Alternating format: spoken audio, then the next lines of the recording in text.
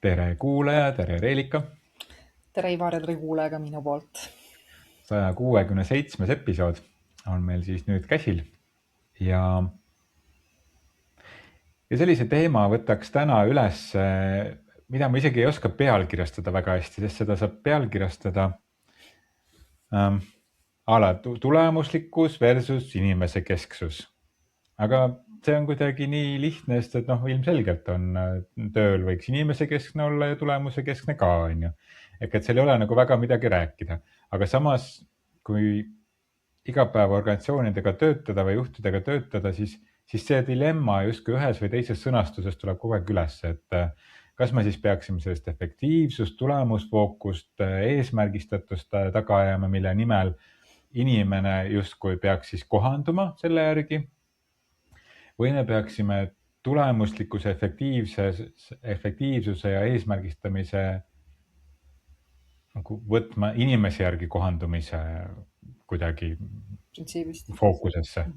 Ja ma ei teagi, kuidas seda teemat nagu täpselt sõnastada, aga ja kuhu me täpselt jõuame, see on väga keeruline temaatika minu meelest. Et kuidas see balanss leida selle vahel. Ja väga palju ma kuulen iga päev ka eriti personalivaldkonna inimeste käest, et ma ei suuda enam seal juhtkonnas olla, sest et see räige tulemuste efektiivsuse, radikaalse vastutuse jutt, see lõhub inimesi ja ma näen samal ajal, kui inimesed tulevad nuttes ja läbipõnenult mu juurde, on ju, ja ehk et meil on mingisugune vastuolu kogu selles äritegemise süsteemis täna. Prooviks seda kuidagi lahata, teadmata väga täpselt, kuhu see jõuab, see meie tunni aja pärast see jutt, aga hakkas kuskilt sellega minema. No hakkame, see on ka võib-olla mind siin, kuidas ma ütlen siis, mõnel ajal kõnetanud ja eks ta ole ka enda sees selline teema, et kord validki nii ja kord valid ka naa, on ju, ja tunnet, ma olen võtnud ka väga tulemuskeskselt ise ja ma hakkan seest põlema lõppkokkuvõtteks, sellepärast ma saan aru, et see ei ole ka nagu alati see kõige õigem ja kõige parem nagu nii-öelda suund, on ju. Aga kui sa lähed ka hästi inimkeskseks, siis võib-olla seal on natukene olnud veel hirmu, et kuhu see siis nagu lõppkokkuvõtteks viib, on ju. Ja mul oli siin 2 organisatsiooniga kogemus, kus oli vastupidi. Ehk et oldi väga sellise nagu vaimse ja inimese kesksed. Ja siis oli vaja hakata tooma seda teist suunda, seda sellist ärilist eesmärgistatud planeerimist, strateegilist vaadet nagu sisse. Ja seal oli samamoodi probleem, et ei taha nagu seda võtta, seda materiaalset, pragmaatilist aspekti, sest et tegelikult on meil kõik saame selline energia ja heale asjale keskenduda ja manifesteerimisega nagu ellu tuua, aga ma arvan, et ei üks ega teine äärmuse tegelikult ei tööta. Või siis töötavad, lihtsalt meil pole nagu nii-öelda ka lõpuni kogemust, aga ütleme niimoodi, kui sellesse teemasse minna, sest mina olen iseenda nagu selliseks suunaks valinud ikkagi tulemuste juhtimine läbi siis inimkeskse vaate, ehk et ma ikkagi näen seda, et inimesed jäägu ellu, et nad nagu nii-öelda säraksid, et nad nii-öelda siis töö annaks neile, kuidas ma ütlen siis energiat, mitte nagu nii-öelda ei võtaks seda. Ja ma alati tulen nagu nii-öelda sellest kohast, on ju. No aga see kõlab välja öelduna väga ilusti, tulemuse kesknele inimeste siis toetuse kaudu, on ju, aga kuidagi kipub nagu nii olema, et kas üks või teine äärmus. Ma ei tea, kas sul ei ole, ütleme, oma klientide peal sellist nagu kogemust, et kas me oleme nagu ühes või teises servas. Ehk et kas me peame sellist nagu inimese kesksust selliseks esoteeriliseks jauramiseks, selliseks spiritualistide nagu selliseks uduks, või me peame siis seda pragmaatilist äriinimest mitte ärganud inimeseks, kui nüüd selline spiritualistide vaatest seda sõnastada, et ta veel ei ole ärganud ja ta veel ei saa aru, on ju. Üks räägib ühest kehvasti ja teine räägib teisest kehvasti. Kui nüüd oma tõesse minna, jah, see on see minu tõde, siis mina nagu näen, et kõik ärid, mis me siin nagu nii-öelda teeme, ja, on ikkagi inimestele, et püüa sa siis ükski teenus või asi siin, ma ei tea, kellele sa siis seda siin teed, sa teed seda inimestele, ehk et juba nad on inimeste jaoks nagu mõeldud. ja mina toetan täielikult inimkeskset vaadet, et ega ma ei ole ka nagu läinud alati nagu selgitama ja üle nagu explain ima seda asja, et miks see nii on, et igaühel on oma nagu teadlikkuse koht, aga ma olen alati hoidnud inimkesksust nagu nii-öelda vaatepunktis on ju. Mida ma küll olen nagu näinud, mis on see takistus võib-olla sellel teekonna peal, et kui inimesed, kes sul meeskondades on ja ei ole sellise võib-olla kasvuvaatega või sellise sooviga nagu nii-öelda kasvada ja teha midagi nagu, tulla nagu välja erakordsena, vaid nad tahavad tulla välja rohkem kogu aeg selliseks nagu miinimumstandardis, siis läheb raskeks. siis läheb raskeks sellepärast, et kui tahetakse hoida kinni seda, mis on ju, aga me saame aru, et kõik on ju järjest kasvav ja võimalusi on nagu nii palju, on ju, ja siis sa näed seda vastuseisu ja püüda siis seal nagu see inimkesksus nagu nii-öelda luua, on ju, ja hakata siit otsast peale algusest nagu minema, on ju, et kergem valik on alati nagu teha plats puhtaks ja leiada uued inimesed, on ju, et aga võib-olla väljakutse ongi selles, et kuidas siis ikkagi kuidagi toetada ja luua nagu seda soovi ka nendes, kes võib-olla ei ole valinud kunagi seda kasvusuunda, mingil, mis iganes põhjusel, miks ei ole, on ju. Et võib-olla see kannatlikkuse koht käib minu meelest niisuguse inimkesksusega palju kokku. Mitte kannatamise koht, aga kannatlikkus, et ikka jälle uuesti tagasi seda fookust tuua, nimetame nii. Ma arvan, et minu tänane nagu teadlikkus on nagu selles, et see on ikkagi inimkonna jaoks, on ju, ja ma hoian seda kogu aeg fookuses, isegi kui on vahel kirg ja soov ja tahe minna nagu nii-öelda sinna masinlikku asja, et ma usun ikkagi seda, et õpetada masinatele seda, mida inimesed teevad, on lihtne. Õpetada inimestele seda, mida masinad teevad, noh, ma arvan, ei ole nagu nii otstarbekas, efektiivne tegevus, on ju, et meil on inimestel oma nagu koht selles olemas kõiges selles mustris, nimetame nii. Mina usun inimkesksusesse lihtsalt. No siis me lähme nüüd filosoofilisemalt veel nagu sügavamale. Et sa tõid 2 teemat siin, et üks on see inimkesksus. Mulle tundub selle inimkesksuse juures, nii nagu ka selle arengu puhul, ehk et kuidas me sellest aru saame. Kui me arengust räägime siis, või kasvust, siis kasv, ettevõtte kasv, organisatsiooni kasv oma ajal, majanduse kasv oma taga, kõik me otsime taga, on ju, meil on, kõik otsime mingit majanduskasvu siin taga, on ju. Ehk et me otsime kasvu. Ehk et kas kasv nagu majanduslikus mõttes, finantsilises mõttes või kasv nagu hinge arengu kontekstis. Kasv kui nagu rohkem inimeseks olemine oma inimlike vooruste arendamisega, ma ei tea, kaastunne, austus, alandlikkus, empaatia, tänulikkus, julgus, ma ei tea, ligimese armastus või lahkus on ju, või headus. Et kas me tegeleme selle kasvu arendamisega või me tegeleme kasvu ja arenguga, mis puudutab sellist mõõdetavat finantstulemust. Ehk et väga tihti kasvust ja arengust, ütleme, ärikeeles me mõtleme kasvu ja arengu all majanduskasv. Ja noh, et selle üle võiks korra arutada ja teine, mida sa ütlesid, inimkeskne.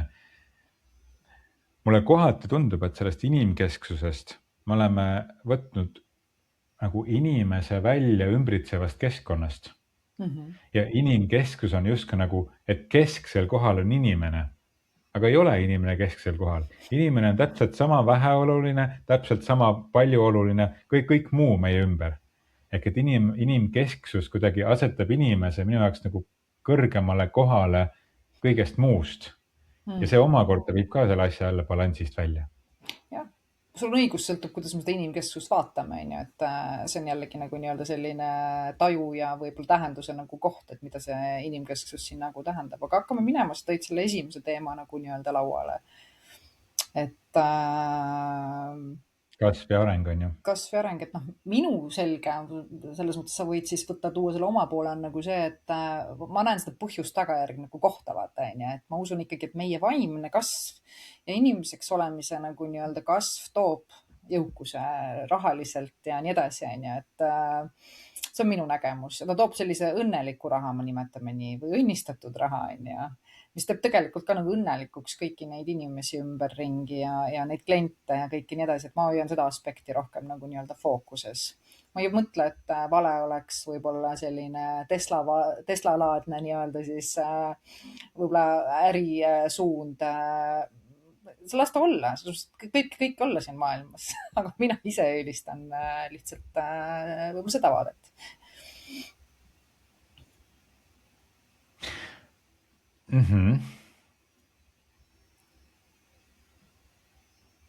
aga võtame selle klient oleks õnnelikum ja klient oleks rahulikum või ma ei tea, rahulikum, see tuli lihtsalt, et ma ei tea, klient, teeme inimesi ümberringi, noh, lõppudes äri ei ole mingi paha asi ju, et see nagu inimliku selline, võiks olla selline inimliku headuse vahend või nagu vahendamise viis on ju, ehk et me teeme tööd, me teeme mingit äri selleks, et noh, inimeste vahel nagu kontakti läbi selle ju ma ei tea, edendada või hoida, on ju, et ühel on ühed tugevused ja teisel on teised tugevused ja me lähtuvalt sellest pakume üksteisele väärtust. Aga kuidagi selle hea mõtte puhul see kipub selline institutsionaliseerima või nagu kaotama nagu tähenduse, et see mõõdik saab kuidagi nagu oluliseks või ma mingi aeg tagasi kirjutasin just kuskil ka meedias sellest, et personaliuudistes, et väga tihti see arenguvestluse ja aastavestluse vorm kui selline saab nagu olulisemaks kui see vestlus ise või see inimlik kontakt inimeste vahel regulaarselt, vaid on mingisugused 2 või 4 korda aastas toimuvad mingid pühalikud, pidulikud vormitäitmisrituaalid. Et kuidas nagu ilus asi ühel hetkel muutub selliseks pragmaatiliseks tööriistaks lihtsalt. No, ja makes sense, aga kui ma tulen selle sinu teema juurde tagasi, et minu jaoks ei ole kõik ettevõtted ja kõik tegevused, kuidas ma ütlen, väärtust loovad, et kui me ikkagi vaatame võib-olla tooteid ja asju, mida siia ühiskonda nagu nii-öelda luuakse, et need ei ole meie tervist hoidvad, see, kuidas neid tööjõudusid seal kasutatakse, kuidas neid loomi kasvatatakse, nimetame niimoodi kõik selle tarbimise jaoks, siis ma ei saaks öelda, et kõik on nagu väärtust loov minu jaoks tänasel pildil. Et kui ma seda tean, siis ma nagu täna ei ühenda ennast selliste võib-olla ettevõtteste ja organisatsioonidega, kes sellist asja viljelevad. Et see on minu nagu nii-öelda, kuidas ma ütlen, sisemise autoriteedi tunne, et millele ma nagu ütlen ja millele ma ütlen ei. Et mitte kõik raha ei ole see, mida mina lähen täna toetama 100% kasvu mõttes. See on minu enda otsus. Ma arvan, et on väga selgelt on olemas plussväärtust loovad ettevõtted ja miinusväärtust loovad ettevõtted ja iseasi on ka küsimus muidugi enda väärtustest lähtuvalt ja enda sisemisest nagu kraadiklaasist lähtuvalt nimetada, et mis on see miinusväärtust loov ja mis on plussväärtust loov. Ehk et ma käisin nüüd selle salvestamise nädala eelneval nädalal Terevisioonis seal lehelugemise rubriigis ja siis seal oli üks uudis, mida ma seal siis ette võtsin, oli nende õngitsuskõnede värbamise temaatika ehk et need siis, kes need petukõnesid teevad inimestele ja helistavad, et ma olen siit-sealt ja 3. kohast ja annan oma paroolid. Ehk et kuidas eestlasi sellesse ka värvatakse, Eestis on juba suur nagu selline värbamine sellel osal. Aga see teemaks, aga et seesama eetika küsimus, et kas ma lähen sellesse tööle, aga samas, kui mul on ellujäämise küsimus, ehk et mul ei ole mitte ühtegi muud varianti ja ma pean kuhugi tööle minema, siis ma loon oma perele lisaväärtust sellega, et ma oma perele saan pakkuda toitu näiteks või eluaset või riiet selga, et siis ma justkui loon väärtust, aga samal ajal kasutan ma teiste inimeste loodud väärtust selle jaoks. Ehk et see jällegi minu meelest toob tagasi sellise küsimuse juurde, et mida tähendab see inimeseks olemine ja inimese nagu selline sügavamad nagu vooruste tasand, et me need sõnad, mida me siin enne mainisin, kaastunne, ausus ja alandlikkus ja nii edasi ja julgus, ehk et me nagu ei tegele nende kasvu ja arenguga ja me ettevõtetes ka kuidagi unustame nendega tegelemise ära, sest et see ei ole ju äri, see ei too meile mingisugust nagu väärtust või mingisugust nagu kasu.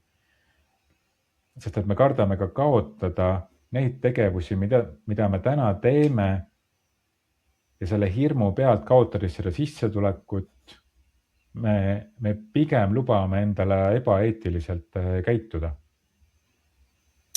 Jah, ma ei tea, miks võib-olla inimesed, ütlen, eks niikuinii kõik jaguneb mitmesse leeri siin maailmas on ja õnneks on nagu igale siis rühmale või igale vaatele olemas oma nagu tarbijaskond on ju, nii väärtuste kui ka muud. Ega me ei saagi kellelegi ju väärtuste ruume nagu nii-öelda kuidas ma ütlen siis, pähe määrida või omaks võtmiseks mõjutada, on ju, et me saame lihtsalt väga selgelt öelda, mida me ise nagu väärtustame ja ma arvan, et sellel ongi kõige suurem roll, et ise seda öelda, mis sa väärtustad, mis sa õigeks nagu pead, hukka mõistmata neid teisi suundi, lihtsalt, et ma olen ka olnud nendes kohtades, kus võiks teha ju raske valiku ja teha mingi niisuguse teo või tegevuse, mis tooks kiire nagu kasu sisse on ju teiste arvelt, aga ma ei ole seda kunagi nagu nii-öelda teinud, on ju, et ma pigem kannatan ise, kui nii-öelda panen teisi kannatama, et see on minu lihtsalt väärtuste ruum selline, on ju.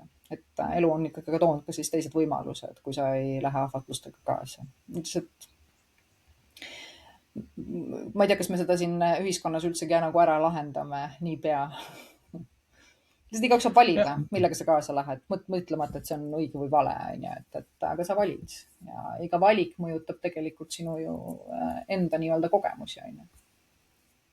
Ja ma olen nõus, et me võiksime justkui nagu rahu teha sellega, et ongi erinevad poolused ja elu ongi vastandlik ja duaalsus ja nii edasi.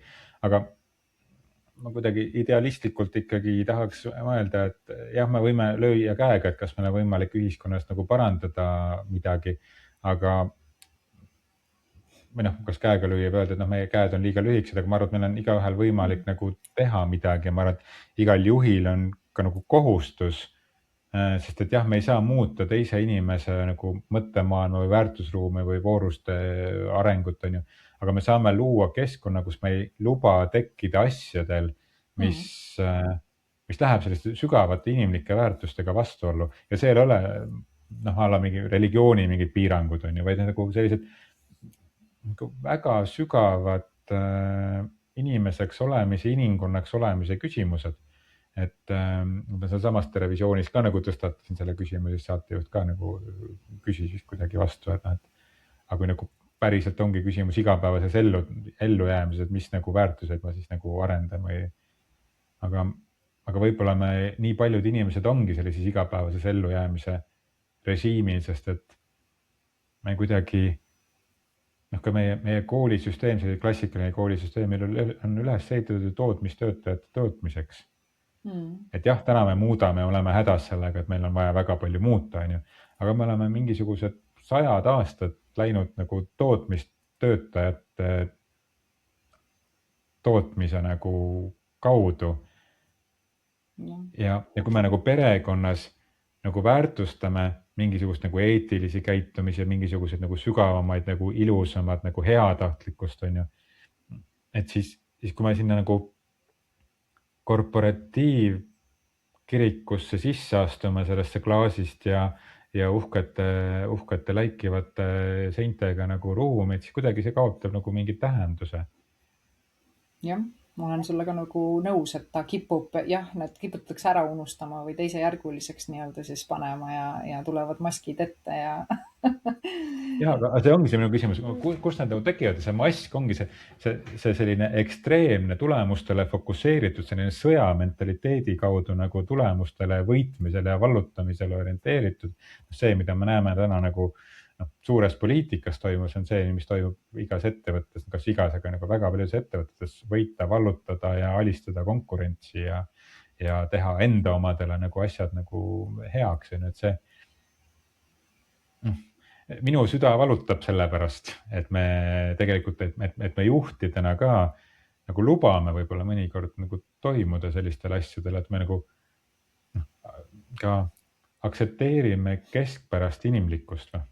Ma olen nõus ja ma ka kutsuks siin koha peal juhte üles ikkagi, ma arvan, et paljudel käib laua taga see tunne seest läbi, see ei ole õige, on ju, et tulema nagu nähtavaks ja mitte kartma nagu rääkida, on ju, et eks see hakkabki nagu pihta igaühest, et nagu kui sa ära tunned, et see ei ole kooskõlas, et see nagu nii-öelda suund on nagu võib-olla hävitav kuidagi pidi ja ei toeta nagu nii-öelda siis võib-olla ettevõtte väärtuseid. Need on tavaliselt seina peal alati olemas, et austame ja oleme lahked, on ju. Et siis ikka julgemalt nagu seda lauale tuua, on ju, et ega muud moodi need muutused ju tulema ei hakka, et kui me ise nagu sellest keskkondades oleme vait või siis ära päeva lõpuks põgeneme, ehk et me ei tee oma suud lahti seal, kus nagu vaja on, ega siis meil ei ole ka oodata mitte mingisugust muutust. Et ma arvan, et me peame julgemalt nagu nii-öelda väljendama ja hoidma fookus sellele, et ma arvan, et ma olen ise nagu näinud, et keskkonnas, kus sa selle tood lauale, et kuulge, et see aspekt, siis ikkagi inimesed võtavad küll mitmeid kraade nagu nii-öelda allapoole ja tulevad uuesti nagu sellesse vaatenurka ka, on ju. Et lihtsalt keegi peab kandma, et mulle nagu meeldib see mõte, et kes vastutab siin ettevõttes nagu nii-öelda inimeste eest, on ju. Just nagu selles mõttes, et kes nagu mõtleb ja vaatab, et kuidas need inimkesksed asjad nagu nii-öelda siis ikkagi oleksid alati hoitud, mis iganes optimeerimise või efektiivsemaks muutmise nagu protsessides, on ju. Et keegi peab selline olema, keegi peab selle rolli nagu nii-öelda ettevõttes võtma, on ju. Ja on tore, kui neid inimesi seal on, siis ka need inimeste nii-öelda siis kesksed vaated. Ehk mina pean inimkeskseks vaateks seda, et kas inimesed tunnevad ennast nendes ruumides nagu turvaliselt, kas need inimesed tunnevad ennast väärtuslikuna ja me kõik tahame olla väärtuslikud ja väärt, on ju. Ja kas need keskkonnad seda siis nagu võimaldavad ja tähenduslikkust ja kõike seda, on ju, et kas seda hoitakse elus või ei hoita, on ju. Aga ma arvan, et ettevõtetel võib-olla täna ei ole piisavalt selliseid inimesi ka, kes seda nagu elus hoiavad, on ju. Et sellele võiks nagu vaadata, et kas meil on nii-öelda siis see advocate seal olemas, on ju. Jah, vaata nagu enne vanasti nagu külatargaks või šamaaniks, see sõna šamaan ise tuleb ju sellest, et ma näen, et ta näeb midagi nagu laiemat pilti, on ju. Et selleks sai keegi, kes on nagu piisavalt küps. Aga ma arvan, et täna, mõtleme globaalsel tasemel, kaasa arvatud Eestis, nagu häda selles, et selline organiseeritud tegevus on kasvanud viimaste 100 aastatega nii palju, ehk et meil on pidanud nagu, kuna me oleme karjaloomad, hierarhia karjaloomad, siis on pidanud nagu ette otsa nagu sattuma ka need, kes ei ole nagu võib-olla nii küpsed inimesena selleks, et olla selles rollis. Ja on väga huvitav, minu tutvusringkonnas on viimasel ajal, ma olen kokku puutunud mitmete inimestega, kellel on pakutud juhi positsiooni. Ja nad on öelnud ei, sest et nad ei taha ennast sellesse süsteemi nagu sisse uputada, sest et see läheks vastuollu nende sügavamate inimlike põhimõtetega. Ehk et kui nad vaatavad seda süsteemi kõrvalt, milles nad on mänguosalised, on ju, aga kui nad näevad seda süsteemi natukene rohkem läbi ja neid korporatiivmänge või organisatsiooni mänge, siis nad ei ole valmis seda juhi positsiooni vastu võtma, sest et nad kardavad, et nad kukuvad ise sinna samasse. No selline klassikaline näide võib-olla, ja see ei ole alati kõikidele poliitikutele üldistatav, aga et hea inimene läheb poliitikasse, on ju, tahab midagi head hakata tegema, aga lõpuks läheb ikka nii, nagu läheb, on ju. Ehk et natuke nagu sarnast nagu mustrit ma olen viimasel ajal märkama hakanud, et inimesed ei taha enam juhi rolli vastu võtta, sest et nad ei taha muutuda selleks, mida nad näevad juhtide käes, kes on, ma ei tea, juhtimist õppinud 90-ndatel, 2000-ndate alguses.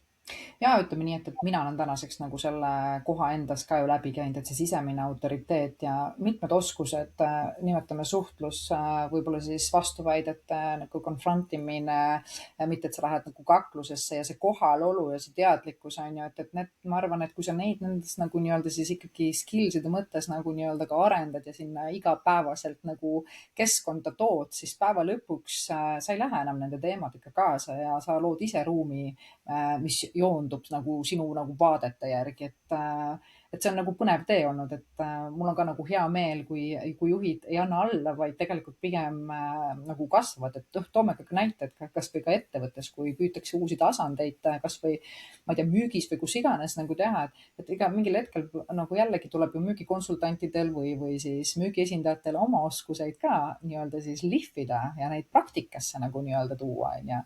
Et kui me sellest kohast vaatame, siis on võimalik väga paljudki teha, on ju. Aga kui sa püüad nende samade nagu oskuste ja mõtteviiside ja nimetame siis reguleerimata ettevõtte närv, ma tahan seda öelda, see reguleerimata närvisüsteem ettevõttes kuhugi edasi jõuda, siis sa põmakidi paned kohe alla tagasi sinna samasse kohta, on ju. Et sellepärast ju teeme meie ka nagu seda tööd ja väga paljuski, kui me oma klientidega alustamine on seda nii-öelda siis ettevõtte närvisüsteemi reguleerimist päris nagu nii-öelda hoogsalt vaja teha, et koguda kokku need emotsioonid, lasta neil nagu räägitud saada, on ju, väljendatud saada, on ju, ja siis tekib nagu nii-öelda sealt mingisugune nagu edasiliikumine, on ju. jah, mul on klientidega no eriti kui juhtkondadega või juhtgruppide, juhtide ja gruppidega töötada, et siis üks selline küsimus, mida ma kõigilt küsin ja mille üle me siis pikalt pärast arutleme, et kui sa mõtled oma meeskonna peale, kes on su meeskond? Kes sulle pähe tuleb?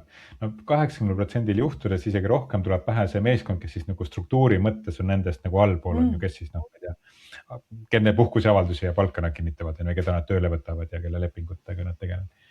Aga et tegelikult on juhi meeskond on see meeskond, kus sa teiste sama taseme juhtidega oled. Ehk et sinu juht ja tema all olev meeskond.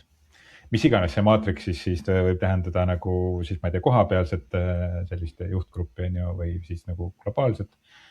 Maatriksis on natuke keerulisem, aga mõte on sama. Ehk et kas minu meeskond number 1 on minust allpool olev meeskond või minu meeskond number 1 on see juhtgrupp. Ja mõttelaadi kontekstis peaks juht minu hinnangul samastama ennast selle juhtgrupiga. Sest et siis ta suudab luua üheskoos mingisugust väärtust, kui ajaliselt ta võib-olla on seal tund aega selle nädala jooksul ja muidu on oma selle allpool oleva meeskonnaga. Aga tegelikult see tund aega on tema põhiline töö, kus ta käib siis ära teises meeskonnas ehk et viia seda, mida me siin ettevõttena, millist seda plussväärtust me siin loome ja kuidas, milliseid inimesi ma siis pean oma allpool olevasse tiimi nagu värbama või millist oskust neid või inimlikku voorust nendes siis arendama selleks, et maailmas midagi paremaks muuta läbi selle ettevõtte. Ja ma arvan, et see maailmas millegi paremaks muutmine, see on ka sellises suures nagu ettevõtete kasvu ja majanduskasvu nagu laineharjal nagu ära ununud, et kas me loome midagi maailmas paremaks või mitte. Nagu tervikuna, et kui see ettevõtte nagu kinni ühel hetkel läheb, et kas siis maailm on parem koht tänu sellele, et see ettevõte oli siin maailmas.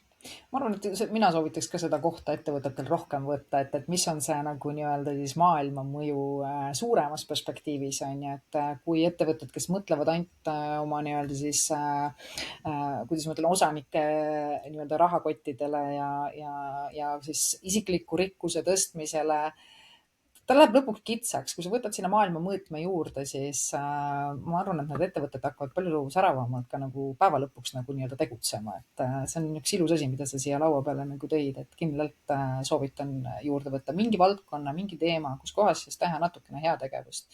Ja see avab südameid ja see avab nagu nii-öelda võimalusi ja ma arvan, et meil kõigil meeldib inimestena ikkagi nagu head ka teha. Me lihtsalt oleme ära unustanud selles võib-olla ärimaastikus, et küll, et me võime siia ka väikese nagu panuse teha.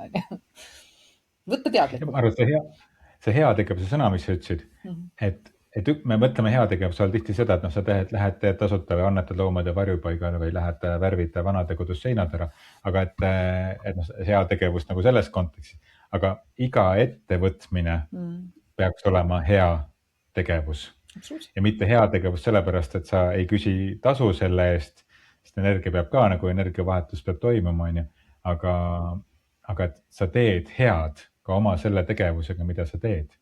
Et jah, ma ei tea, kui ma ei tea, korraldad konverentsi on ju, ehk et siis see hea tegevus on see, et hea sõna levib, inimesed saavad inspireerinud. Ma ei tea, müüd autosid, hea tegevus on see, et inimesed saavad liikuda ühest kohast teise mugavamalt, sujuvamalt ja turvaliselt on ju. Ehk et see väga tihti need asutaja nagu väärtused, ükski ettevõte, kes on nagu püsivalt või kes nagu püsivalt püsib, nad ei ole loodud ju asutaja poolt sellepärast, et saada hästi palju raha. Nad on loodud üldiselt ikkagi mingisuguse probleemi lahendamiseks, aga kuidagi, kui ettevõte kasvab, siis ununeb see ära. Jah, mingil põhjusel küll, jah. Ei tasubki teinekord nagu tagasi tulla selle juurde ja vaadata ja neid asju. Üks nurk, mille peale, mida ma lugesin ühest raamatust, mis on mul siin kõrval ka, on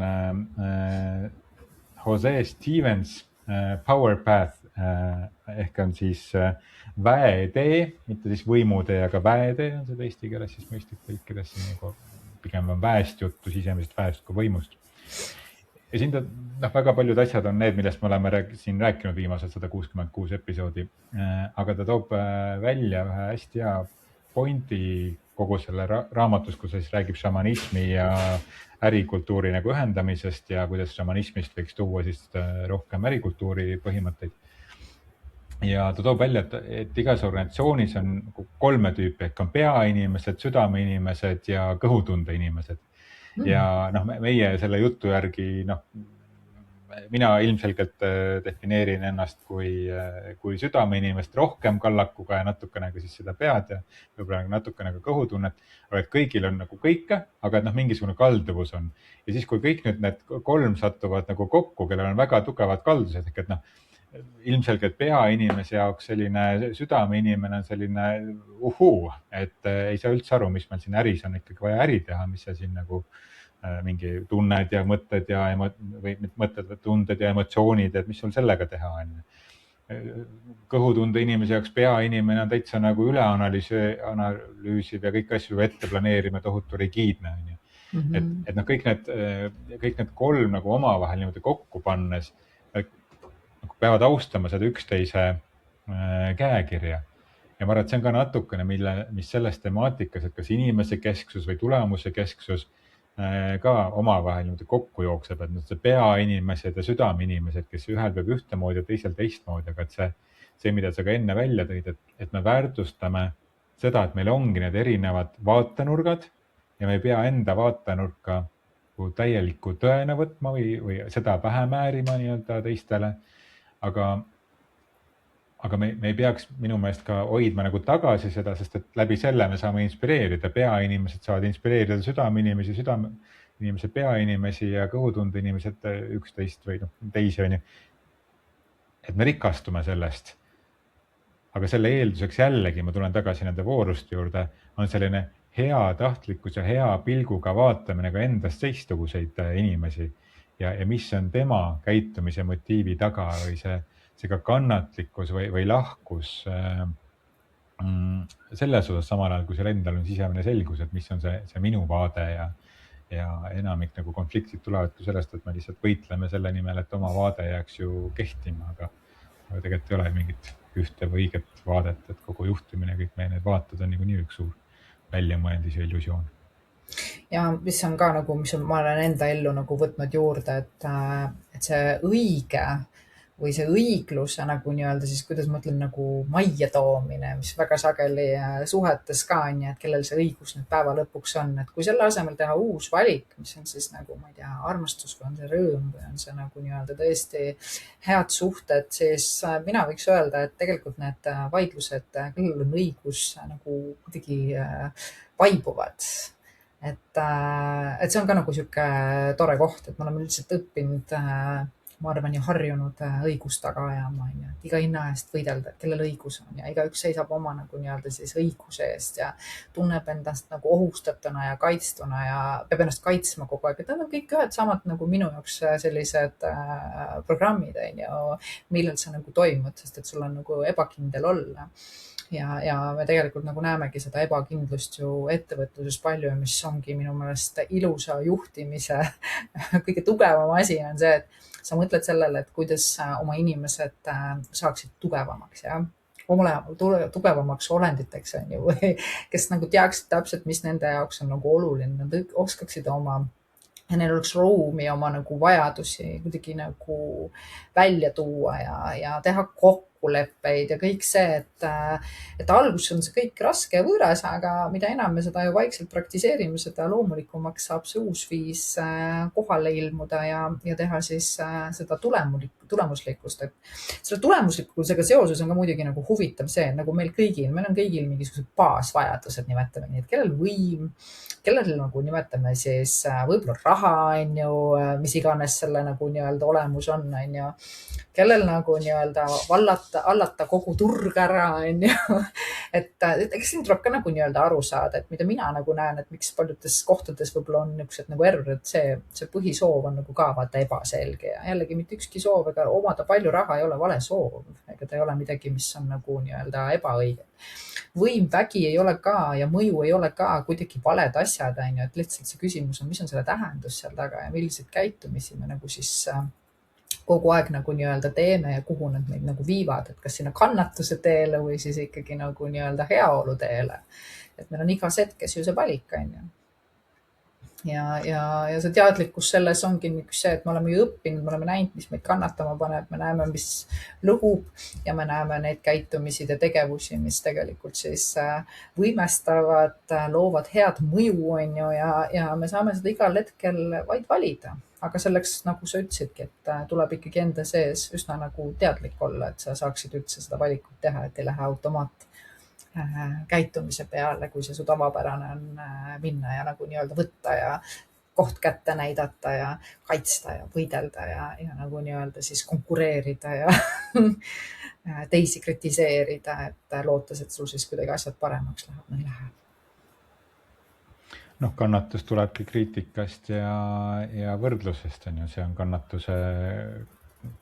kannatamise ebamugavuse alguspunkt on see, et on võrdlemine ja kriitika ja see, mida me teises näeme ja ei kannata seal, et see on see, mille osas meil puutub enda osas empaatia, nii et selle me tõstame endast välja ja näeme seda teistest ja siis me seda kannatame, ehk et kogu see eraldumine justkui inimestena üksteisest, et see tekitabki meile seda ebamugavust, on ju. Me lihtsalt loome seda vaatlemise ja mõistmise tasandit ja sellist sügavamalt inimliku austuse tasandit, on ju, et siis meil ei ole nii palju kannatust ega kannatamist. Aga mulle tundub, et sellises nagu äritegemise viisis pigem on selline uskumus, et kes kannatab, see kaua elab ja areng toimub ikkagi läbi valu ja kõik sellised nagu uskumused, mis kuidagi juhivad meid, et areng toimub läbi valu. No, ma ei tea, läbi valu toimub kannatus. ma ei tea,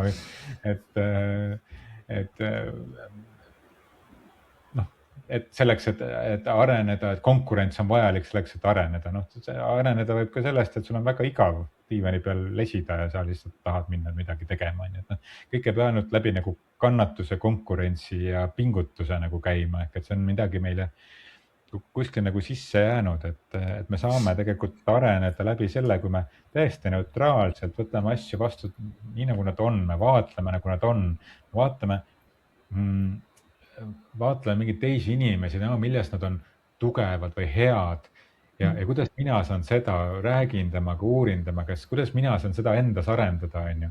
Mitte, et on nüüd minust parem suke kadeduse kaudu nagu minna, et seda vaade on nagu väga erinev, et kuidas me saame minna. Minu meelest on võimalik äri teha ka sellest, et kui me nagu koos justkui nagu loome midagi, mitte ainult oma selles ettevõttes, me nagu maailmas nagu koos kuidagi loome. Ja võib-olla numbriliselt see toob meile vähem sisse, aga me suure tõenäosusega vähem vajame ka numbriliselt. Sest et meil on selline nagu vaimse tervise püramiidi puhul, et see kogukonna toetus, me ei vajagi nii palju nagu raha, et osta endale sisse näiteks, ma ei tea, coach'i, terapeudi või mentori teenust, kui meil on suurepärased suhted oma kogukonnas. Meil ei olegi nii palju raha vaja, on ju. Või meil ei ole vaja nii palju raha, kui meil on suurepärased suhted naabruskonnas. Ja üks kasvatab kartulit ja teine käib aeg-ajalt linnas ja ostab poest mingeid asju, on ju, mida üks või teine seal ei kasvata. Et meil ei ole vaja nii palju raha, kui me loome seda kogukondlikkust. Absoluutselt. Ma kuskilt kuulasin ka ilusat lause, et huvitavad, ma ka käin selle järgi mõtlema, et paljud inimesed on valmis maksma siis toksilise kolleegi või siis vanema või ema või isa eest mingile siis mehele või naisele väga suuri summasid. Siis ta ütles selle kohta, et siin ei ole midagi toksilist, et sul lihtsalt puudub südametunnistus. Ma niimoodi jäin tükk aega mõtlema, jällegi uus aspekt, kuidas seda nagu vaadata. Ei, no tõesti, kui sa oled juba nii toksiliselt kogemuses, siis muidugi tasub endale alati abi võtta. aga tõesti, vahel võiks küsida ka, et kuidas see minu südametunnistus on ja mitte hukkamõistu koha pealt, et sa ei saa endas mitte kuhugile kaugele ennast nii-öelda siis mikrokontrollides parandades. See oli minu ilus õppetund elus, on ju, et kogu aeg käis pisikene nagu mikroparandamine ja mikrokorrigeerimine iga olukorra peale. Ma lõpuks mõtlesin, kaugele see siis nagu nii-öelda läheb, on ju. Et see ei ole ka kasvu mõte, et kasvu mõte minu jaoks täna on ikkagi nii-öelda siis liikuda julgelt edasi, teada, mida sa nagu nii-öelda soovid ja olla siis avatud seda vastu võtma ja see tee, kuidas seda teha, tulebki teekonna peal, et mitte liigselt nagu nii-öelda üle rapsida sellega, et ma arvan, et see on see pingutus, mis täna nagu nii-öelda hoiab kõiki nii kuidas ma ütlen siis teravalt pingul, et jumala eest midagi kaotaks. Aga kui sa tead, et sul ei ole midagi kaotada, on ainult võita, siis edasine on ju põnev teekond ja välja selgitadagi ja tehagi mingeid asju veelgi paremini ja tehagi kogu aeg kellegile midagi head. Et minu arust seesama, mis tuleb väga palju ka ettevõtetest. Ma ei tahaksin ka nagu ettevõtteid panna nagu kuidagi oma siis loomise mõttes halba kohta, vaid nagu on ka inimesi palju, kes täna nagu nii-öelda ainult tahavad nagu saada, on ju. Ja ennem saada kui anda ja eks ettevõtted ka on ju loodud heast kohast, aga mingil hetkel sa nagu näed enda sellist sisu, on ju. Et ka ju transformatsiooniks, et ettevõtetel on ka väga sageli kuklas see, et kuidas oma inimestele palka maksta ja võtavad ka seda vastutust, et inimestel oleks töökohad, et päris nii ka ei ole, et see kõigil nagu ükskõik vaata on, on ju. Ei, kindlasti mitte, jah.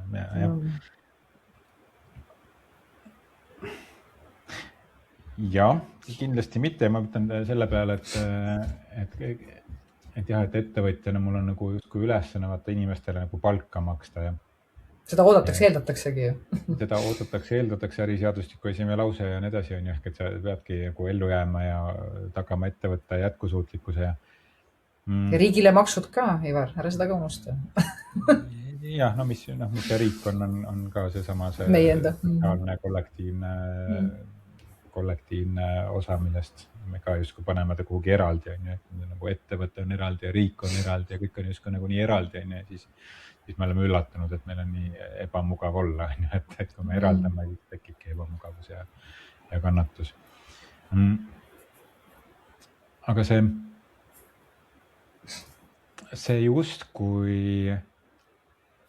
see lause mõnikord, lihtsalt ma olen ka klientidega rääkides nagu jõudnud sinna, et see lause, et ma pean ju töötajatele nagu palka maksma, et ta viib tagasi sellise ohver, agressor, päästja dünaamikasse, mis on nagu tüüpiline äridünaamika ka ja et kuidas ma siis jätan ta nagu, tal on, ma ei tea, 3 last kodus ja ma ei tea, üksinda kasvatab neid ja minu ülesanne on talle ju nagu teenida see nagu sissetulek nagu välja. Et see on selline nagu päästja mõttelaad natukene. Ja siis järgmisel hetkel, kui see töötaja, et seal oma 3 lapsega ei ole piisavalt nagu, ei vasta piisavalt ootustele, sest et päästjal tekib alateadlikult kohe mingi selline tahe nagu vastuteenet saada, aga ta ei ütle sellest, ta on ju nii, nii hingesti tahab ju teha, ta on nii hea, on ju. Et ta ei ütle seda, aga alateadlikult tal on selline ootus mingi vastuteenet saada, siis sealt tekib ühel hetkel selline süüdistus, agressioon, isegi siis, kui see ei ole nagu avalik süüdistus, on ju. Aga see on selline tajutav, ehk et teine hakkab ennast siis süüdi tundma. Ehk et selline häbi, süütunne ja õiglus on siis see, mida siis selles kolmnurgast dünaamikast nii-öelda mängitakse. Ühel hetkel nagu päästan, siis on ohver on ju selles, et ta ikkagi tee piisavalt hästi ja siis olen kuride peale võib-olla või süüdistan teda. Aga selles nagu dünaamikas ei toimu mingisugust plussmärgiga väärtuse loomist. Selles dünaamikas toimub miinusmärgiga väärtuse loomist, sest kõik tegutsevad selle nimel, et teisi kuidagi aidata, neid süüdistada või teised juhivad nende elu, olles siis ohveri mentaliteediga. Et see on see, mida ma nagu ka mõtlen sellist inimliku arengu konteksti, selle kasvu konteksti, kas me julgeme sellest süsteemist välja tulla, sellest ohver, süüdistaja, päästja mentaliteedist. Aga 95% inimestest elab selles dünaamikas, aga selles me ei loo lisaväärtust.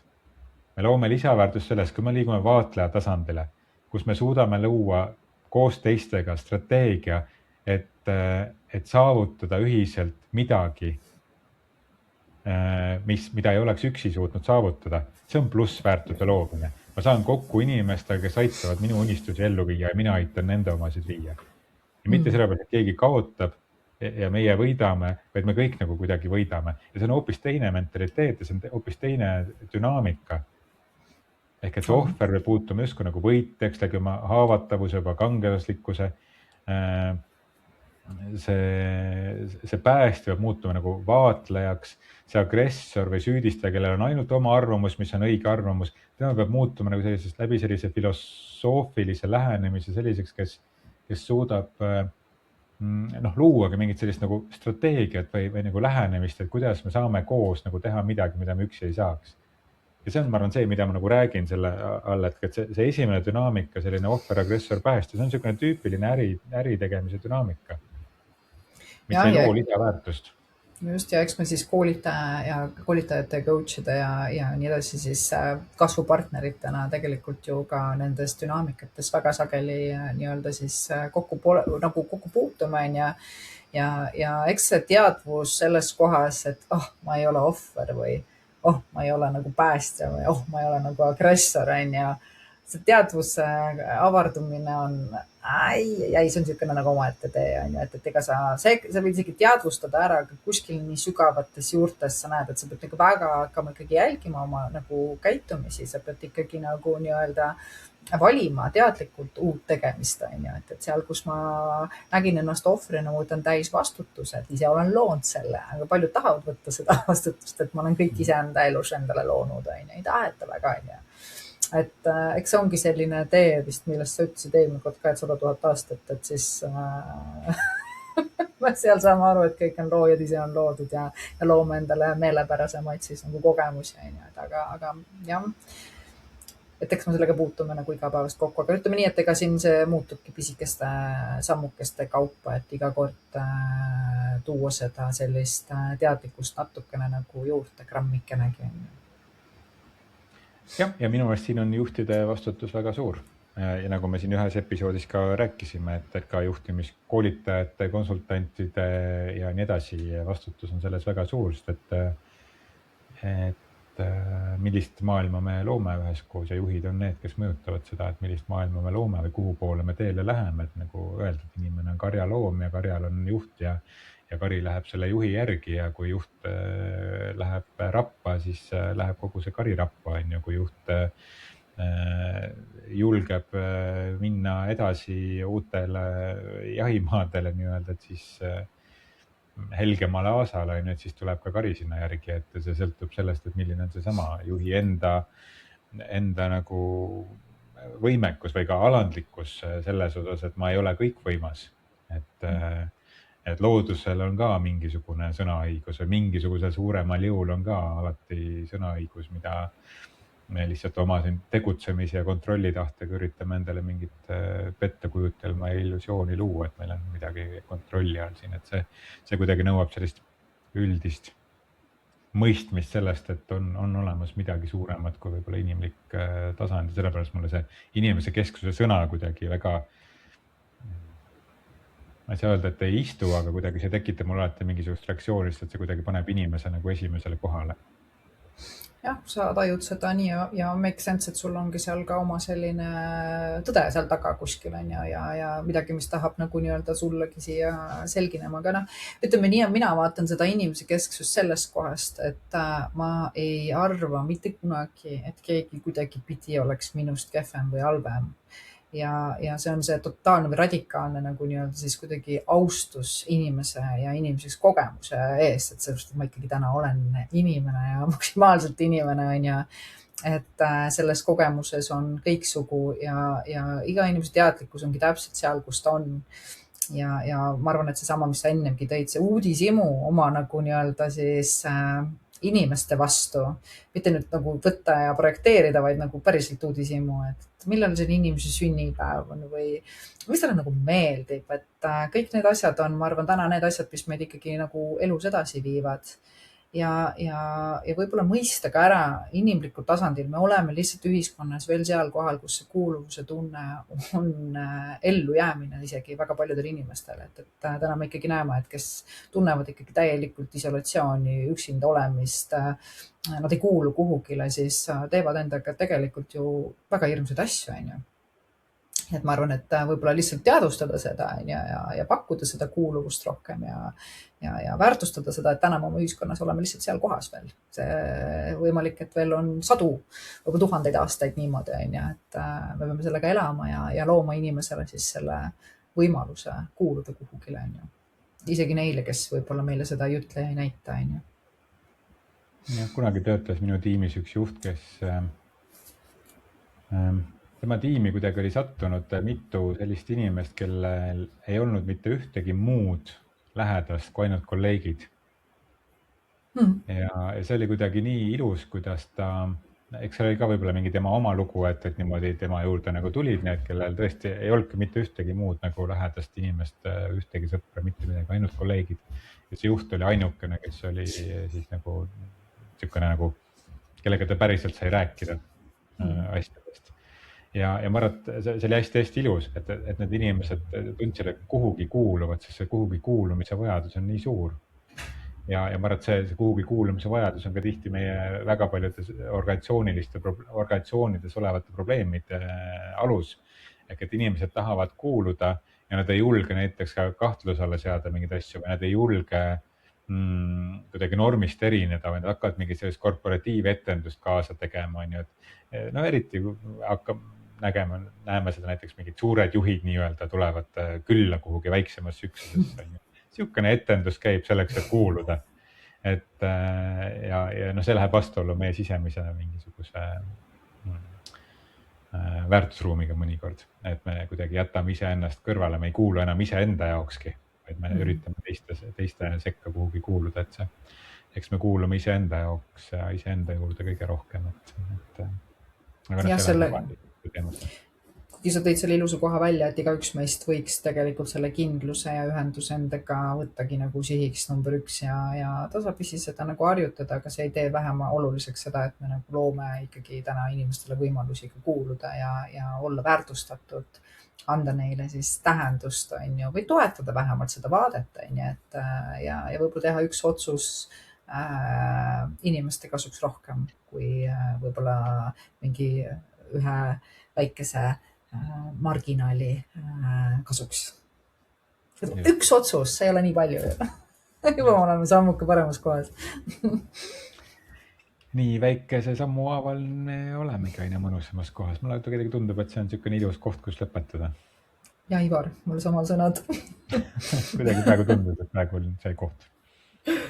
Aga aitäh sulle selle teema toomise eest lauale ja soovin siis sulle edukat siis esinemist konverentsil.